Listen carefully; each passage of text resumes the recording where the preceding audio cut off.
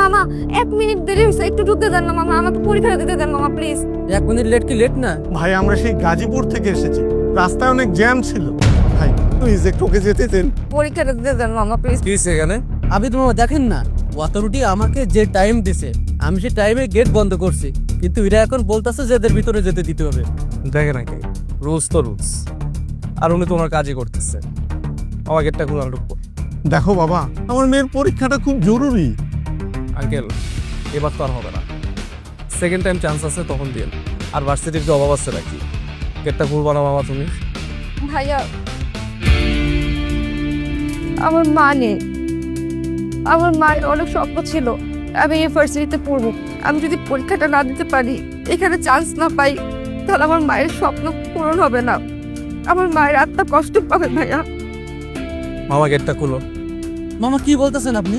গেটটা খুলতে বলছি মামা, আমার কাজিনের আমি ভিতরে দিয়ে আসবো, পরীক্ষা দিবে। এখনই তো কথা বলা শুরু করলেন, 1 সেকেন্ডের ভিতরে কাজিন হয়ে গেল। হ্যাঁ 1 সেকেন্ডে কাজে নিচ্ছে।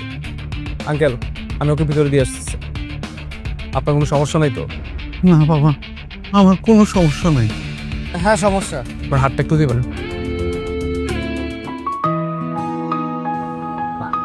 এখন কোনো সমস্যা আছে? না না, এখন আর কোনো সমস্যা নেই। তো খুলো গেটটা।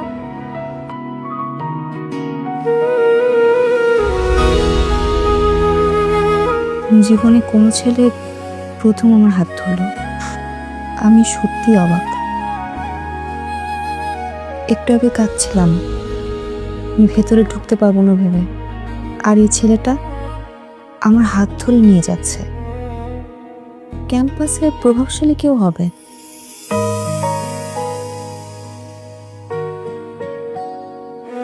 আবি তুমি? স্যার ও আমার কাজিন, রাস্তায় জ্যাম তো তাই আসতে একটু দেরি হয়ে গেছে। আমি চাই আপনি ওকে একটু অ্যালাউ করুন এক্সাম দিতে। আবিদ, শুধুমাত্র তোমার জন্য আমি অ্যালাউ করছি। তাছাড়া তোমার জায়গায় অন্য কেউ হলে হয়তো অ্যালাউ করতাম না। অ্যালাউ করছি তার কারণটা হচ্ছে যে তুমি কলেজ ক্যাম্পাসের টপার, আর একই সাথে ক্যাম্পাসের ছাত্র সংসদের ভিপি। আমি যতটুকু জানি যে তুমি কোনো অনৈতিক কোনো প্রস্তাব নিয়ে কখনো আসোনি। ঠিক আছে, আমি তোমার কাজিনকে অ্যালাউ করছি। তুমি দাঁড়িয়ে আছো কোনো? Already 5 minute late. নাও তোমাকে ওএমআর শিট দিচ্ছি, নাও। অলরেডি 5 মিনিট লেট করে ফেলেছো, যাও বসো। Thank you sir.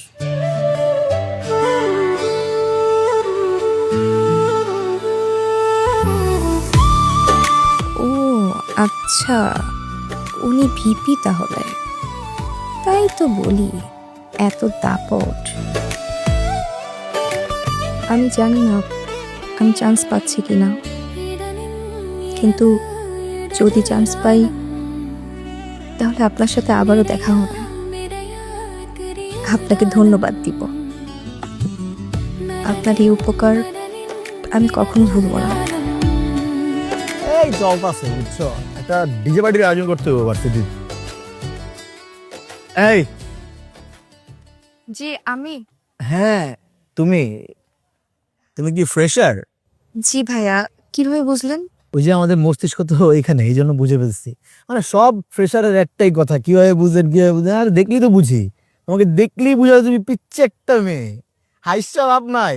পড়তে পড়তে পড়া না দিতে দিতে এই চুলগুলো সব পেকে যাবে, মোজ গজাবে মোজ, বুঝছো? হাসে কথায় অর্ধেক শুনে। কোন ডিপার্টমেন্ট? ভাইয়া ল ডিপার্টমেন্ট। ওয়াও, আমাদের ডিপার্টমেন্টের ছোট বোন। সেপারেশন অফ পাওয়ার মানে কি? সরি ভাইয়া, আমি তো জানি না। চেহারা যেমন কুচকা মুচকা লাইছো, আমিও বুঝছি যে কঠিন প্রশ্ন করে ফেলছি তোমার জন্য, একটু সহজ করে দিই, কি বলিস? বাংলাদেশ পার্লামেন্ট সুপ্রিম নাকি কনস্টিটিউশন? সুপ্রিম নাকি কনস্টিটিউশন? ভাইয়া সরি, আমি এটাও জানি না।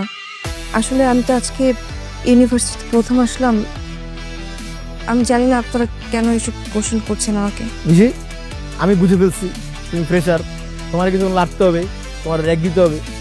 এই র্যাকটাই দিচ্ছি, দাও ম্যাচের কাটি দাও। এই যে কাঠিটা দেখতেছো, এটা হলো দিয়াশলাইয়ের কাঠি। এটা দিয়া এই মাঠটা পুরোটা মাপবা, ঠিক আছে? কিভাবে মাপবা? এভাবে 1, 2, 3 করে করে পুরো মাপটা মাপবা, নিয়ে আসবা, মাঠের আয়তন কত আমাকে বলবা। Take it. For your kind information, এই ম্যাচের কার্ডের এটার আয়তন হচ্ছে গিয়ে তোমার 40 মিলিমিটার, বুঝছো? ভাইয়া সরি টু সে, আপনি যদি জানতে পারেন যে আমি কে, তাহলে হয়তো আপনি আমার সাথে এভাবে কথা বলবেন না। কে তুই? কই থাক, তোর বাড়ি কই? ও সরি, কোথায় থাকো আব্বু তুমি? তোমার বাসা কোথায়? কে তুমি? আমি আমি আমি ভিপি আবিদ ভাইয়ের কাজিন। তো কি হইছে? আমিও তো প্রক্টরের কাজিন। আমি তোমাকে একবারে বলছি যে আমি এখানকার প্রক্টরের কাজিন। আমি তো নিজে নিজে কথা বলতেছি। আর আবিদদার নাম তো সবাই, সরি আবিদ সিনিয়র হয়ে গেছে না, আবিদ ভাইয়ের নাম তো সবাই বেছে। আর তুমি যে আবিদের কাজিন, এটা কিভাবে বুঝবো? আপনাদের বিশ্বাস না হলে চলেন আবিদ ভাইয়ের সামনে, চলেন আবিদ ভাইয়ের সামনে বলবো আমি। আচ্ছা, একটা রানিং বিপি রে এই জায়গায় দায়িত্ব লয় মো, তোমার তো পুরো রক্ত কণিকার মধ্যে বেয়াদবি। এত বেয়াদবি করতে এসেছে, আর ডাক নন। আচ্ছা চলেন আমরা যাচ্ছি। আবিদ ভাই কোথায়? আবিদ ভাইয়া,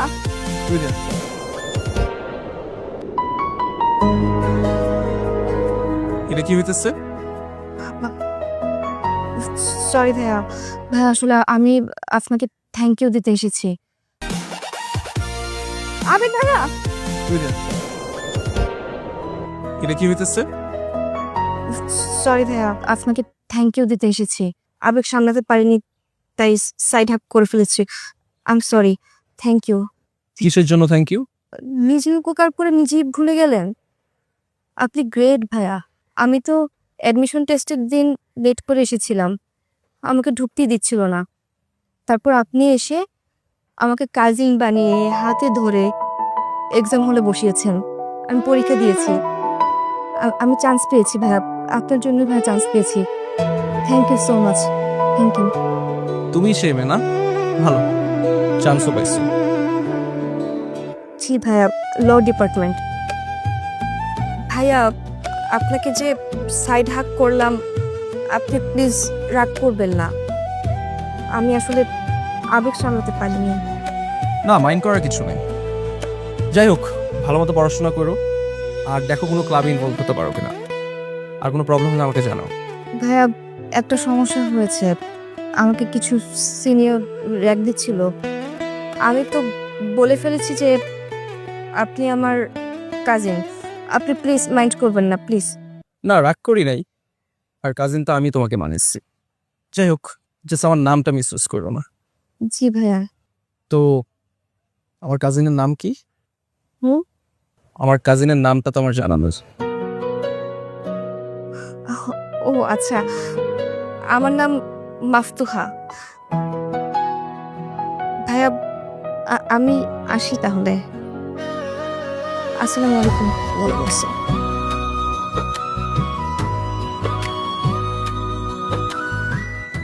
আমি তোমার অপেক্ষাতেই ছিলাম, ঠিক সেদিন থেকে যেদিন তোমাকে প্রথম দেখি। ভালো লাগলো তুমি আমার ক্যাম্পাসে, আমার ক্যাম্পাসে।